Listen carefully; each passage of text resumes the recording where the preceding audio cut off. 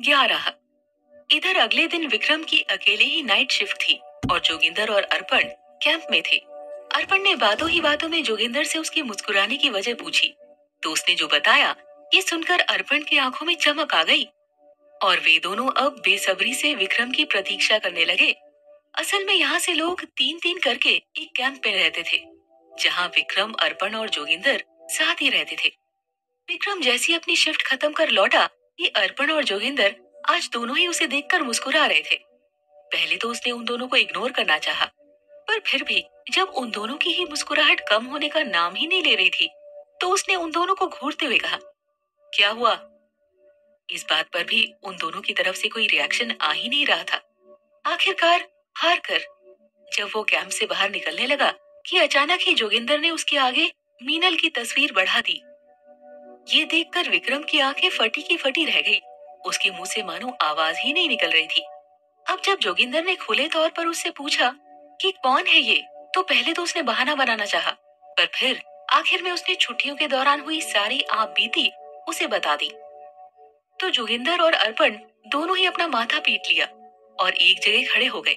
विक्रम उसे असमंजस से देखने लगा कि जोगिंदर ने उसके गर्दन पर हाथ रखते हुए ये कहा, ओझल हो गई का क्या मतलब? इससे पहले ही तुझे प्रपोज कर देना चाहिए था ना।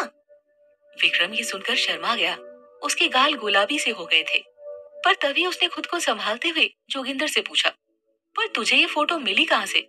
ये सुनकर जोगिंदर ने उसे उस दिन की बात बताई जब विक्रम और अर्पण पेट्रोलिंग के लिए गए थे और वो अकेला कैंप में बैठा हुआ था। उसे जोरों की भूख लगाई थी और इसी खातिर उसने विक्रम के बैग को खोला। विक्रम ने पहले ही कहा था कि रिया ने उन सब के लिए कुछ न कुछ खाने के लिए भेजा है और उसे भूख लगे तो वो बैग से निकाल ले।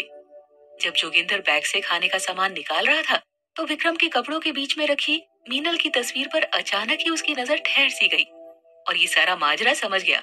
और आखिर विक्रम ने आज खुद ही मीनल के बारे में उन दोनों को सब बता दिया। इस बात को तकरीबन 2 साल बीत चुके थे। इस बीच विक्रम सरहद पर गया, घर भी गया, पर उसने मीनल के बारे में आगे कभी कोई बात नहीं छड़ी। वो अब कैप्टन बन चुका था, कैप्टन विक्रम राठौड़। और आज जब वो घर आया, तो उसे एक आर्मी ऑफिसर की बेटे की शादी में शामिल होने का मौका मिला। मेहंदी के दिन जैसी उसकी नजर दुल्हन पर गई, जो अपनी सहेलियों से घिरी हंसती खिलखिलाती मेहंदी लगवाने में व्यस्त थी, उसके हाथ में पकड़ा कांच का गिलास उसके हाथों के साथ साथ उसके दिल को भी छलनी कर गया। विक्रम की नजर जैसी दुल्हन पर गई, उसका दिल धक सा रह गया और ग्लास उसके हाथ के साथ साथ उसके दिल को भी लहूलुहान कर गया।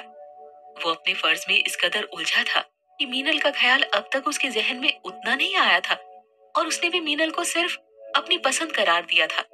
पर पसंद और प्यार के बीच एक बेसिक सा अंतर होता है, जिससे कैप्टन साहब शायद अनजान थे, और वो यही कि पसंद तो कोई भी आ सकता है, पर फीलिंग्स किसी एक के लिए होती है। वो स्पेशल सी फीलिंग जो रह रहकर बेचैनी की वजह बनती है, तो भीड़ में भी तन्हाई का एहसास दिलाती है।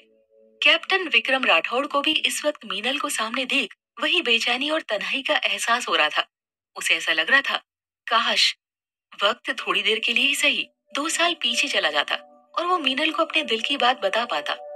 यही सब सोचते सोचते वो मीनल को देख खुद में गुम हो चुका था कि तभी एक अन्य ऑफिसर ने उसके हाथ से रिस रिस कर बहते खून को देख लिया और उसने फौरन उससे पूछ लिया, आखिर ये हुआ कैसे?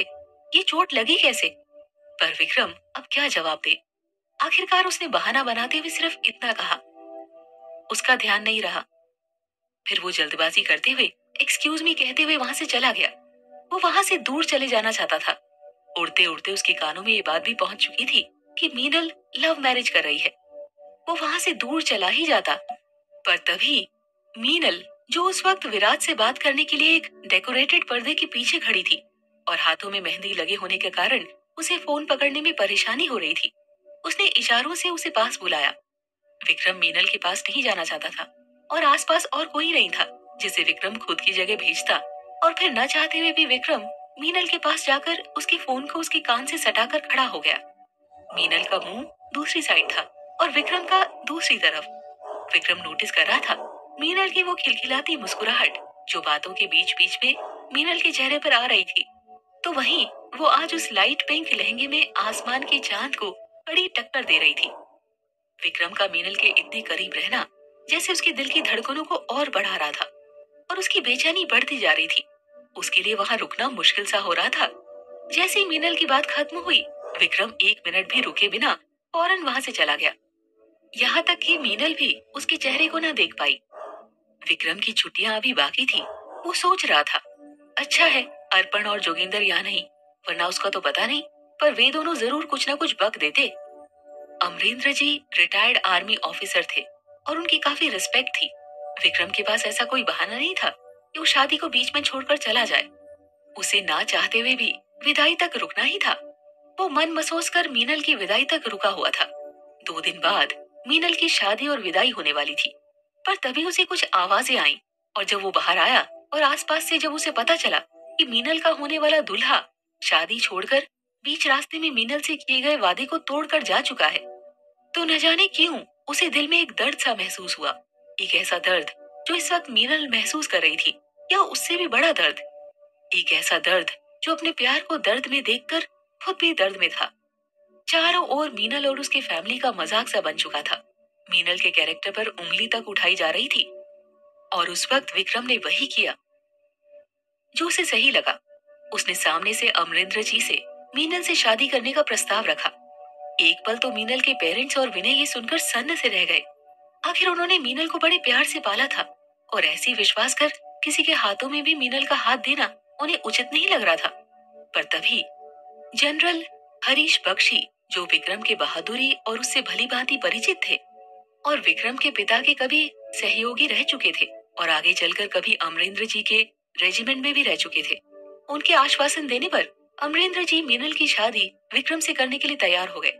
विक्रम ये दिन कैसे भूल सकता है जब शादी के जोड़े में सजी धजी मीनल मंडप में विक्रम के सामने आई और आखिर मेहंदी बी अक्षर से विराज के नाम की भले ही लगी हो, पर 7 जन्मों के लिए मीनल और विक्रम एक दूजे के हो गए। भाग 12। विक्रम बोलते बोलते एकदम से खामोश सा हो गया। रिया एकटक विक्रम को देखे जा रही थी। तभी विक्रम रिया की ओर पीट कर खड़ा हो गया और कहा, पता है रिया, मुझे लगता था मीनल मेरी किस्मत में नहीं, तभी तो मिलकर भी नहीं मिल रही। अपनी हथेलियों की ओर एक नजर देखकर वो कहता है, पर जब शादी के मंडप में पंडित जी ने मीनल का हाथ मेरे हाथों में रखा तो लगा, चाहत अगर शिद्दत से हो तो आपका प्यार आपको मिल भी जाता है। इतना कहकर विक्रम खामोश सा हो गया और इधर वातावरण में भी एकदम से सन्नाटा पसर गया। पर तभी विक्रम ने एक ठंडी आह ली और आसमान को एक नजर देखकर कहा, पर मैं गलत था। मीनल मेरी नहीं, विराज की है, जिसके नाम की मेहंदी उसके हाथों में लगी और शायद जो नाम उसके दिल में भी छप चुका है। विराज, जो मीनल का प्यार और मीनल की खुशी है। उसका इतना कहना था कि रिया बोल उठी, और आपकी खुशी भाई, उसका क्या? मीनल की खुशी मेरी खुशी, और क्या। विक्रम रिया से अपने सारे जज्बात कहे जा रहा था और रिया विक्रम की आंखों में न जाने क्या ढूंढे जा रही थी। पर इधर उन दोनों का ध्यान ही इस तरफ नहीं गया कि मीनल ने उन दोनों की बातों को सुन लिया था। असल में मीनल विक्रम से ये पूछने आई थी कि आखिर विक्रम विराज को जानता कैसे है। पर रिया और विक्रम को बात करते देख कुछ देर वो रुक गई थी। पूरी तो नहीं, पर उसने उन दोनों की बातों को जरूर सुन लिया था। वो दबे पांव छत से नीचे उतरी और कमरे में जाकर कमरे की चिटकनी लगा दी। जितनी भी बातें सुनी थी उसे सुनकर उसकी धड़कनें तेज हो चुकी थी। वो आईने के पास जाकर खड़ी हो गई और याद करने लगी वो पल जब विराज के जाने के बाद वो लगभग टूट सी चुकी थी और जमाने भर की दुहाई देकर आखिर उसकी माँ ने उसे विक्रम से शादी करने की बात बोली थी। वो तो जैसे माँ से ये बात सुनकर सन्न सी रह गई थी, मानो अभी तक पता नहीं विराज है कहाँ। और जब विराज ने खुद उसे प्यार और शादी के सपने दिखाए तो ऐसा क्या हुआ कि विराज खुद शादी से 2 दिन पहले ही। पर ना तो वो अपनी माँ को कुछ समझा सकती थी और ना ही किसी और को। एक पल को तो लगा जैसे वो विराज का वेट करे, शायद वो शादी तक लौट आए। पर माँ और पापा से ये बात बोले कैसे? उसके पापा को तो वैसे भी विराज सही इंसान लग भी नहीं रहा था। वो तो मीनल ही थी और दूसरी विराज की फैमिली, जिसकी वजह से उसके पापा इस रिश्ते के लिए तैयार भी हुए। और चलो मान लिया, अपनी बेटी की खुशियों की खातिर सारी बातों को दरकिनार करके वो मान भी गए। पर उनकी नजर में तो विराज की फैमिली के लिए बहुत इज्जत थी। क्या उसी नजर से फिर एक बार वो विराज की फैमिली को देख पाएंगे, जिन्होंने एक बार उनसे बात करना भी सही नहीं समझा? ऐसे ही अनगिनत सवाल उसके दिमाग में शादी के दिन तक चलती रहे। साथ ही उसकी नजरों में एक इंतजार भी था, अपने विराज का। यही सब सोचते सोचते न जाने कब उसकी आंख लग गई, उसे पता भी न चला। उसकी नींद तो अपने फोन के रिंगटोन से टूटी जब उसने देखा कि विराज का कॉल आ रहा है। तो तुमने क्या सोचा है? विराट सपाट लहजे में बोल उठा। मीनल इसका जवाब जानती थी, पर जैसे ही उसने करवट ली, उसकी नजर सोफे पर गई और सहसा उसकी नजरें विक्रम पर जा ठहरी। उसके आसपास पार्टी वाले दिन की बात घूमने लगी और विक्रम की आंखों और बातों में फिक्र वाली बात चलने लगी।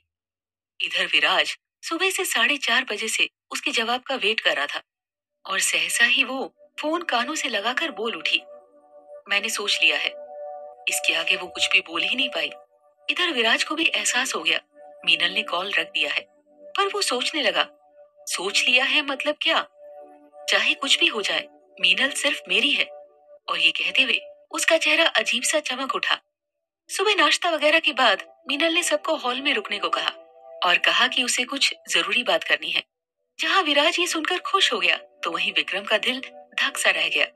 मीनल की नजरें इस वक्त सिर्फ विक्रम पर टिकी हुई थी और विक्रम की भाव शून्य सी थी। मीनल कमरे में थी, जहाँ वो अपने सारे सामान को समेटकर अपने बैग में रखते जा रही थी। विक्रम भी वहीं था, पर ना तो इस वक्त विक्रम की नजरें मीनल को देख रही थी और ना ही मीनल की। ऐसा लग रहा था जैसे वो दोनों एक दूसरे से नजरें चुराने की कोशिश कर रहे हों।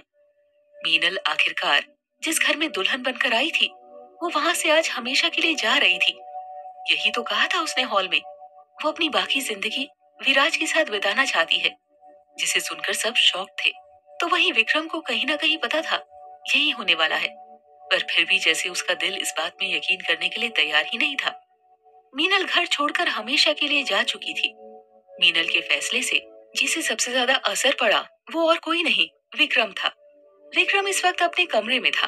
मीनल और उसके बीच हस्बैंड वाइफ जैसा रिश्ता तो नहीं, पर विक्रम के दिल में मीनल के लिए जो जगह था, आज उसके साथ साथ हर जगह मानो सूनापन पसरा हुआ था। और आज उसका खुद का कमरा जैसे उसे खाने को दौड़ रहा था, जहाँ मीनल की यादें बस चुकी थी। इधर मीनल और विराज मीनल के घर में खड़े थे, जहाँ अमरेंद्र वर्मा के साथ साथ विनय को कुछ समझ नहीं आ रहा था। तो मीनल और विराज ने एक दूसरे का हाथ थाम रखा था। शीतल जी, यानी कि मीनल की माँ, चिंतित होकर उन दोनों को बेचारगी से देख रही थी। और तभी अचानक ही शीतल जी चक्कर खाकर गिर पड़ी। मीनल अब घबराते हुए शीतल जी की ओर भागने लगी कि विनय ने अपनी बड़ी बहन को हाथ के इशारे से रोकना चाहा, पर मीनल फिर भी अपनी माँ की ओर दौड़ी चली आई और बगल के टेबल से जग का पानी लेकर उनके मुंह पर छींटे मारे। तो शीतल जी ने कुछ देर बाद धीमे से अपनी आंखें खोली। इस दौरान अमरेंद्र जी अपनी पत्नी को लेकर डर से गए थे। भाग 13। मीनल अपनी माँ के हाथ मालिश कर रही थी, तो विराज ने डॉक्टर को फोन कर दिया था और इधर विनय अपनी माँ के बीपी की मशीन लेकर उनका बीपी चेक करने लगा। शीतल जी को लो ब्लड प्रेशर की प्रॉब्लम थी। अमरेंद्र जी का फोन अचानक ही बज उठा। ये देखकर मीनल ने उनकी तरफ एक नजर देखा, तो उन्होंने मीनल को देखते हुए कॉल में कहा, अब अपना सिक्का ही खोटा निकला तो क्या कहें। बस इतना ही कहेंगे, हो सके तो माफ कर दीजिएगा। लड़की वाले हैं, पर अपनी लड़की को ही ना संभाल पाए। मीनल को समझते देर न लगी कि वे विक्रम से बात कर रहे हैं। उनके चेहरे पर इस वक्त विक्रम के लिए अफसोस तो मीनल के लिए आक्रोश झलक रहा था। उन्होंने आगे कहा, आप चिंता ना करें, हम उसे कुछ नहीं बोलेंगे, क्योंकि हमारी बेटी ने जब आपके चौखट को लांघा, तभी से वो हमारे लिए मर चुकी है। आप चिंता ना करें, हम आपकी मेहमान का ख्याल रखेंगे, पर हमारा उससे कोई लेना देना नहीं। मीनल सर झुकाए अपने पिता के हर बात को सुन रही थी। उसकी आंखों से आंसू लुढ़क कर उसकी गालों पर आ चुके थे। उसे समझ में नहीं आ रहा था कि आखिर विक्रम ने उसे कुछ क्यों नहीं कहा। वो विक्रम के ख्याल रखने वाली बात सुनकर हैरान जरूर थी। मीनल अपने कमरे में थी, वही कमरा जहाँ कभी उसने विराज के साथ होने के सपने सजाए थे, जो उसके बचपन के साथ साथ अब तक उसके साथ घटित सारी घटनाओं की गवाह थी। पर पता नहीं क्यों आज विराज के साथ होने पर भी उसे वो खुशी नहीं हो रही थी जो वो महसूस करना चाहती थी। वो खिड़की के पास खड़े विचारों में गुम थी कि तभी विराज ने पीछे से आकर उसकी कमर के चारों ओर हाथ लपेटकर उसे पीछे से पकड़ लिया। विराज ने अब धीरे धीरे उसके बालों को उसके गर्दन के पास से हटाकर आगे किया और उसके गर्दन के पास झुकने लगा कि मीनल ने उसे खुद से दूर धकेल दिया। मीनल को न जाने क्यों ऐसा महसूस हुआ जैसे किसी अजनबी ने उसे छूने की गुस्ताखी की है, जैसे एक साथ कुछ अजीब से हाथ उसके शरीर पर रेंग रहे हैं, ऐसा जो उसके स्वाभिमान को चोट पहुंचा रहा हो। विराज मीनल के धक्के से दूर गिर गया और उसके मुंह से निकला, व्हाट द, पागल हो गए हो क्या? इतना कहकर विराज फिर से उसके करीब आने की कोशिश करने लगा। अब मीनल ने उसे हाथ के इशारे से रोकते हुए कहा, प्लीज विराज, कुछ देर के लिए मुझे अकेला छोड़ दो, पर प्लीज। अब विराज से मानो कुछ कहते ही नहीं बन रहा था, वो बस इतना ही बोल पाया, ओके, टेक योर टाइम। इतना कहकर वो कमरे से बाहर चला गया। इधर विराज के जाने के बाद मीनल सोचने लगी, जब वो विराज का हाथ थामकर सब कुछ छोड़कर आ गई, तो उन दोनों के बीच होने वाले रिश्ते से उसे इनकार क्यों है? जिस विराज का उसने वेट किया, उसके साथ होने से ऐतराज क्यों है? उसे ऐसा लगने लगा जैसे वो सोच सोच कर पागल ही हो जाएगी। पर तभी उसका ध्यान अपने मंगलसूत्र पर गया और उसकी नजरों के सामने वो पल घूम गया जब डांस फ्लोर पर विक्रम और वो काफी करीब थे और उसे कुछ असहज सा महसूस ही नहीं हुआ। जब पार्टी से आते वक्त उसका सर विक्रम के कंधे पर था, तो जाने क्यों उसका दिल चाह रहा था ये पल ठहर जाए और विक्रम के साथ यूं ही ताउम्र गुजर जाए। विक्रम अपने कमरे में सोने की कोशिश कर रहा था, पर उसकी आंखों में नींद कहाँ। मीनल की चिंता तो थी ही, पर साथ ही उसकी नींद डिनर के बाद आए एक फोन कॉल ने उड़ा दी थी। असल में विक्रम जब डिनर के बाद अपने कमरे में आया, तो एक नंबर से कई बार आई कॉल ने उसे असमंजस की स्थिति में डाल दिया। ये ब्रिगेडियर सर का कॉल था और उन्होंने कॉल में जो कहा, ये सुनकर एक पल को वो सन्न सा रह गया। ब्रिगेडियर सर ने चिंतित होकर कहा, टाइट सिक्योरिटी के बावजूद ये बात लीक हो गई है कि आर्मी आतंकवादियों के खिलाफ एक ऑपरेशन करने जा रही है और साथ ही उसे आतंकवादियों से निपटने के लिए एक बहुत ही पुख्ता सबूत हाथ लगा है। विक्रम उनकी बात को सुन तो जरूर रहा था, पर इस वक्त उसके दिमाग में साथ ही कुछ और भी चल रहा था। ब्रिगेडियर सर ने जोर देकर कहा, आखिर ऐसा कैसे, ऐसे कैसे लीक हो गई? विक्रम की एक हफ्ते की छुट्टी पूरी हो चुकी थी। ऐसा नहीं था कि आर्मी में उसे बार बार छुट्टी मिलती है, पर विक्रम का लिंक इस ऑपरेशन से कुछ इस कदर था कि आगे कुछ भी करने से पहले उसका एक बार यहाँ आना जरूरी था और फिर रामगढ़ में होने वाली मीटिंग में किसी का शामिल होना जरूरी था और इसकी जिम्मेवारी भी विक्रम को ही दी गई थी। रांची में सुबह की पहली किरण पड़ चुकी थी और मीनल की नींद जैसी खुली, उसकी नजर अपने फोन पर गई, जहाँ एक मैसेज देखकर मानो उसकी अलसाई आंखें बड़ी बड़ी हो गई। असल में विक्रम लद्दाख के लिए निकल चुका था और मीनल ने वेद को विक्रम के पीछे लगा दिया था और विक्रम के जाने की बात वेद ने ही मीनल को मैसेज कर बताया। मीनल वैसे ही दौड़ते हुए नीचे आई तो उसे विराज सोफे पर सोते हुए दिख गया और ये देखकर उसने चैन की सांस ली। अब वो उसे एक नजर देख जैसे ही जाने के लिए मुड़ी कि विराज की आवाज उसके कानों से टकराई, गुड मॉर्निंग जान। जान? ये सुनकर मीनल उसे असमंजस से देखने लगी, तो विराज उठकर उसके कमरे के पास आ गया और उसके गर्दन पर अपने हाथ लपेटते हुए बोल उठा, अब जान हो तो जान ही ना कहूंगा। ये कहते हुए उसने मीनल को देखकर अपनी एक आंख मार दी। मीनल को काफी अजीब सा लग रहा था, पर बस वो फीकी मुस्कुराहट मुस्कुरा दी। विराज भी अब अपने बालों पर हाथ फेरते हुए मुस्कुराने लगा। पर तभी मीनल की माँ शीतल जी पूजा की थाल लेकर पूजा रूम से बाहर निकली और जैसे ही उसकी नजर मीनल पर पड़ी, वो उसे कुछ कहने उसके पास आने लगी कि तभी टहलते हुए अमरेंद्र जी ने घर में प्रवेश किया और शीतल जी से पहले ही मीनल के पास जाकर उस पर बरसते हुए कहने लगे, हमारी नाक तो कटवा दी, अब क्या मोहल्ले में भी निकलने लायक नहीं छोड़ोगी? मीनल ही जानती थी इस वक्त उसके दिल पर ये सुनकर क्या बीती। अब तक विनय भी अपने कमरे से बाहर आ चुका था। अब विराज कुछ कहने के लिए आगे बढ़ा कि अमरेंद्र जी बोल उठे, तुम्हें भी कुछ बोलना है? ये सुनकर विराज ने अमरेंद्र जी को घूर कर देखते हुए अपनी मुट्ठी भींच ली। दामाद जी ने कल काफी कुछ समझाया, तुझे माफ तो नहीं किया जा सकता, पर उनकी कुछ गलती हो और वे हमारे कुछ लगते हैं, इसीलिए। मीनल के साथ साथ बाकी सबको एक नजर देखते हुए, आखिरी बार कह रहा हूँ, विक्रम के पास चली जाओ। पापा मैं कहीं नहीं जाऊंगी। मीनल अपने पापा से आंख मिलाकर कहने लगी, कहते हैं भैंस के आगे बीन बजाने से क्या फायदा, और तुम ये बात भली भांति साबित कर चुकी हो।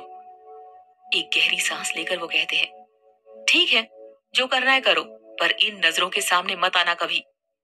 ये कहकर वो 1 मिनट भी रुके बिना वहां से चले गए। अब सब जा चुके थे। विराज भी फ्रेश होने का कहकर कमरे के अंदर चला गया। मीनल बस वहां पर खड़ी ठगी सी रह गई।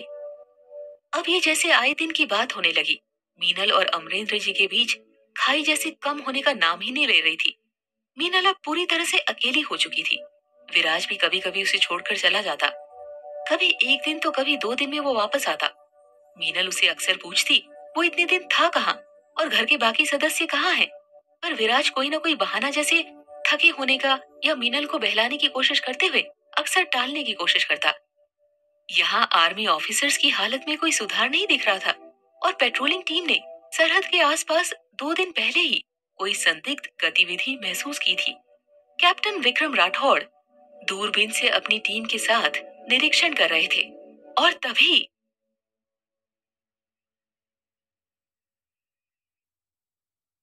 भाग 14। मीनल विराज के पास खड़ी थी और आखिरकार विराज आज उसे बताने वाला था कि वो इतने दिन कहाँ था। मीनल की आंखें नम थी। विराज के साथ इतना सब कुछ हो गया जैसे उसे अपने कानों पर भरोसा ही नहीं हो रहा था। विराज सब कुछ मीनल को बताकर कमरे से बाहर जा चुका था और मीनल धम से बैठकर सोच रही थी, विराज के साथ इतना कुछ हो गया और मुझे कभी पता ही नहीं चला। इधर लद्दाख में कैप्टन विक्रम राठौड़ के साथ साथ बाकी आर्मी ऑफिसर्स भी उस दर्दनाक मंजर को देखकर इमोशनल से हो चुके थे। कैप्टन राठौड़ के साथ साथ आर्मी के जवान बाकी आर्मी ऑफिसर्स को उस मलबे से सुरक्षित बाहर निकालने का प्रयास कर रहे थे, जो अभी थोड़ी देर पहले ही धमाके से मलबे में तब्दील हो चुका था। क्योंकि ये एक माइनर धमाका था, इसीलिए किसी को कोई हानि तो नहीं हुई, पर हाँ, सबको समझ आ चुका था इस अटैक का मतलब था आतंकवादी उनके ऑपरेशन से बौखलाए हुए हैं और ये एक प्रकार से उन सबके लिए चेतावनी था। मीनल को सोचते सोचते दिन से रात हो गई। वो आज विराज का बेसब्री से इंतजार कर रही थी। सुबह विराज ने जो बताया वो सुनकर वो डिस्टर्ब थी और वो जानती थी जब वो सुनकर इतनी डिस्टर्ब है तो विराज पर क्या बीती है जिसने ये सब झेला है। रात के एग्जैक्ट 11 बज रहे थे। विराज का इंतजार करते करते मीनल को काफी देर हो गई और तभी वो कुछ देर पहले विराज के साथ हुई बातों को याद करने लगी। फ्लैशबैक में मीनल आज विराज के कई बार टालने के बावजूद इस जिद पर अड़ गई कि उसे जानना है आखिर ऐसी क्या वजह है जो वो शख्स जो उसे प्यार और शादी के सपने दिखा गया, वो उसे बीच राह में छोड़कर चला गया। उसने क्यों एक बार भी नहीं सोचा कि उसके जाने के बाद उसका क्या होगा। मीनल की आंखें विराज से सवाल करते वक्त नम हो चुकी थी। वो बड़ी मुश्किल से अपने आंसुओं को संभाल पा रही थी।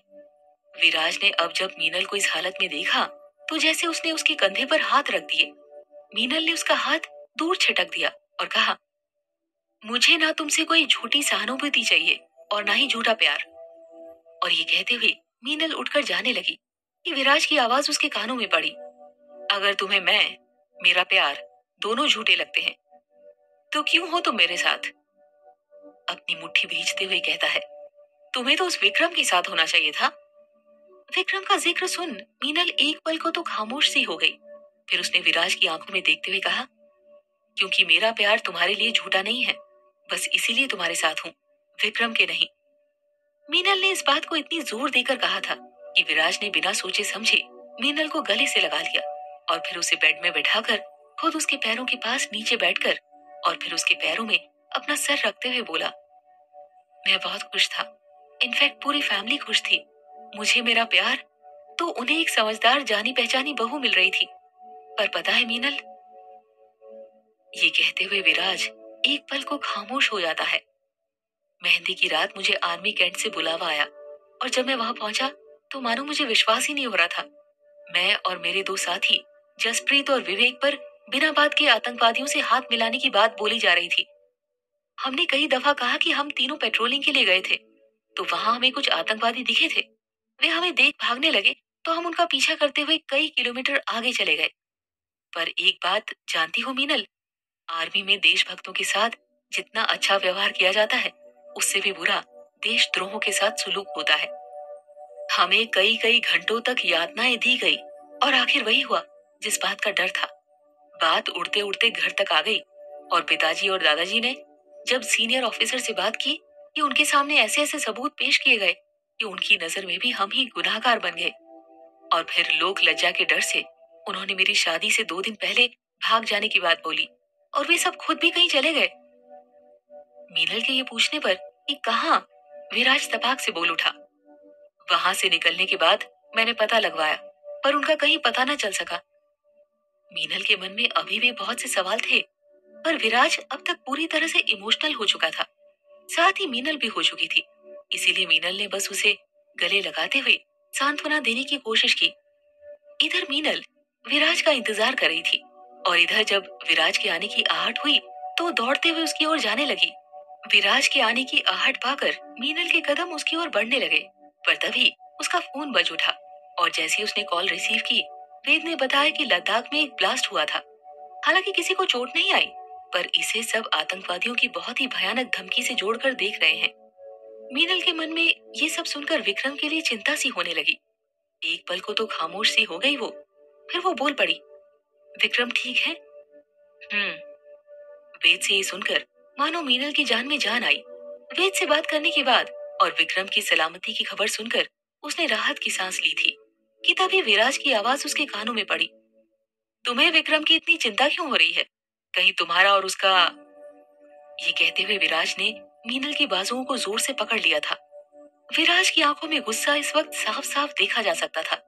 उसने दांत किटकिटाते हुए कहा, ओहो, तभी तो मैं सोचूं, जो लड़की मुझसे इतना प्यार करती थी उसने आखिर मेरी खोज खबर क्यों नहीं ली? विराज गुस्से से बोलता जा रहा था और मीनल शॉक्ड होकर सब सुनते जा रही थी। क्योंकि तुम तो बिजी थी ना उस विक्रम के साथ रंगरेलियां। लाइक कमेंट सब्सक्राइब जरूर कीजिएगा।